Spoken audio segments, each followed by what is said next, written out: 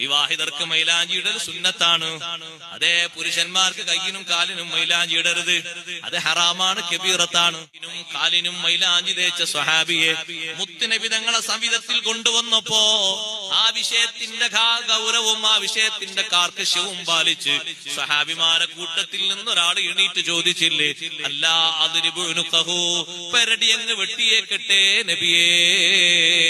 കയ്യിനും കാലിനും മൈലാഞ്ചി തേച്ച സ്വഹാബിയുടെ പെരടി വെട്ടട്ടെ എന്ന് ചോദിച്ചപ്പോ വ്യഭിചാരം ചെയ്ത ആളുടേതല്ല, മോഷണം നടത്തിയ ആളുടേതല്ല, കവർച്ച ചെയ്ത ആളുടേതല്ല, കയ്യിനും കാലിനും മൈലാഞ്ചിയിട്ട സ്വഹാബിയുടേതാണ്. അല്ലാഹുവിന്റെ റസൂൽ ചോദിച്ചു, അലൈസ ഹുവ യുസല്ലി, നിസ്കരിക്കുന്ന ആളല്ലയോ നബിയെ? നിസ്കരിക്കുന്ന ആളാണ്.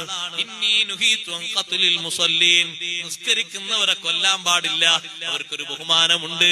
തൽക്കാലം മുത്തുനബി തങ്ങൾ ശിക്ഷ കൊടുത്തു. മദീനയിൽ നിന്ന് അന്നും ഇന്നും ആൾ താമസമില്ലാത്ത റബദത്ത് എന്ന് പറയുന്ന സ്ഥലത്തേക്ക് നാട് കടത്തിപ്പോയി.